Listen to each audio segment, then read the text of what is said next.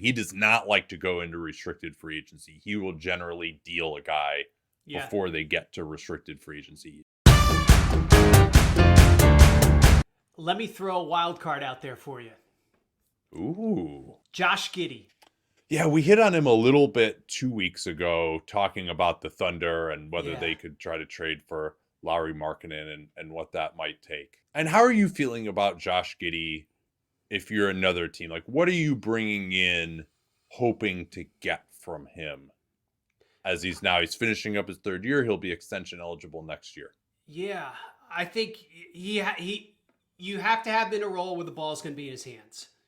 And so I don't think, like, the Thunder have two guys who are better at that, right?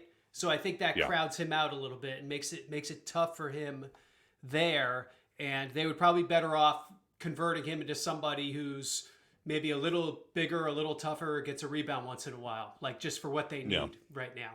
And I do think, though, that there's maybe some untapped promise with him that if he does play with the ball in his hands more often, that there are maybe other things he can get to or other levels. Like, can he be the second best player on a good team in a different environment? I still think that's possible, but I don't think it's going to happen in Oklahoma City either.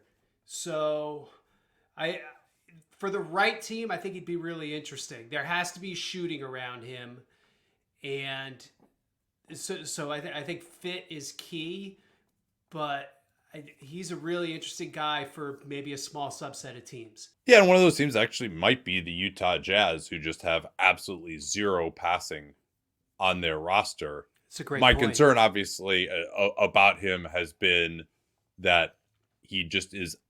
It's hard for me to see him becoming so threatening as a scorer. Now, if he could just develop a little bit more of a power game, then maybe, right? Like, you could say, yeah, man, he's 6'8", he can handle the ball.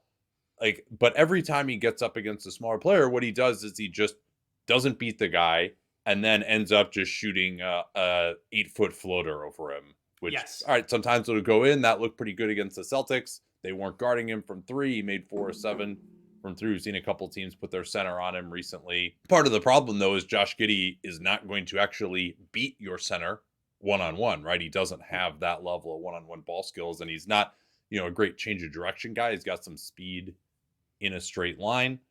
And, I think he and Scotty Barnes actually have a few similarities in terms of being limited shooters with size who have the ball, but Barnes just has a lot more athleticism and strength than Giddey. So if you could say Josh Giddey is going to really punish a smaller player in the post, right? Because there's got to be, you have to either be able to get to the basket and finish at a really high rate.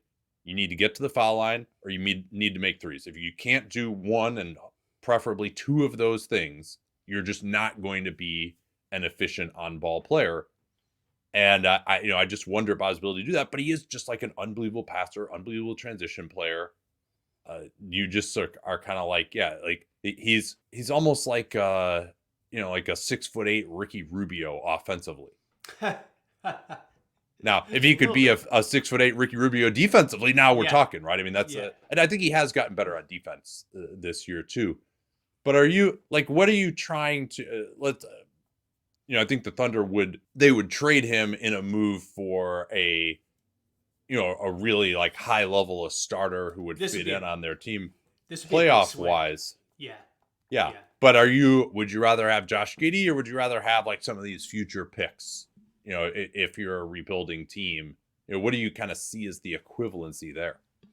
I wonder, like, if you could get 2 firsts for him, would you do that if you were OKC? Then would you do that if you were, I don't know, one of these like bottom 8 teams who are trying to rebuild and develop? And maybe I'd say, like, not their own picks, but if they had picks from other teams, is that something you'd look at?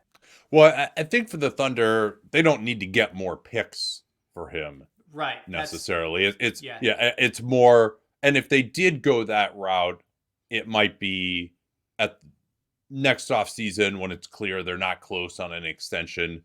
Sam Presti, his MO has typically been that he will make a a trade of a guy, if he can't get him on an extension, he does not like to go into restricted free agency. He will generally deal a guy Yeah. before they get to restricted free agency. In that market, he wants to have guys cost controlled. So yeah, I mean, I do think Giddey is a very interesting player, like someone that you might really want to be taking a chance on if you're, even like, a Washington or something like that, like just a team that can really just let him go out there. But he's had that opportunity in the past with OKC. He hasn't really delivered, but that's and it's just tough to kind of find a role for him other than passing. Like, what is really his great skill? Maybe ball handling at his size. So, yeah, I think, I was thinking about the Thunder a little bit more actually, and the idea, and maybe I didn't go back in time far enough when I was talking about them, because they did actually make a trade like the one that we're talking about when their team was young. Remember they traded Jeff Green for Kendrick Perkins? I actually didn't think that was the trade you were going to bring up, but yes. Yeah, Oh, they did. what did you think I was going to bring up? The Tyson Chandler trade where they nuked the physical. Yeah. Wow, man, what a change in history that one Right. might have been. Yeah. But yeah, so that one too. I mean, I can't remember who was supposed to be in that trade. Tyson Chandler's brand was actually pretty bad at that point, and then he rehabilitated it. It was like Stephen Hunter and like expirings or something. It was a whole lot of not much. I mean, it would have been an absolute screaming bargain. Yeah, and so I think then they went the route with Kendrick Perkins instead. But Jeff Green, kind of similar profile to Giddey, right? Was about to get an extension, and but wasn't really contributing to winning that much in OKC. They had guys who had come in behind him that were better, that they were investing in. And so they made that move to get Kendrick, like a veteran starter. So I do think that there is the idea that Presti wasn't willing to supplement. Like, he did it kind of early on while all those guys are still on rookie contracts. And then, I think he was not aggressive enough after that. And then he went for kind of these younger guys, Waiters and Cantor. I thought you charitably said in your piece today, like, oh, they didn't work out or something like that. I was like, that was about as nice as you could have been about it.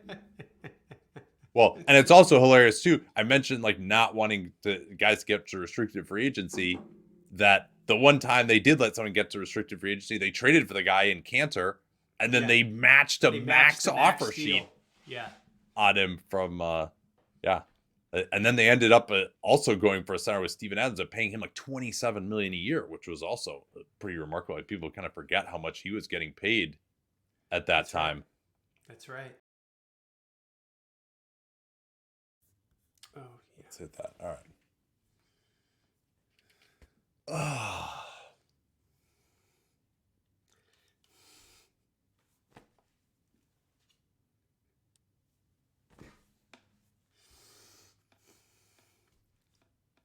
Oh, that was terrifying.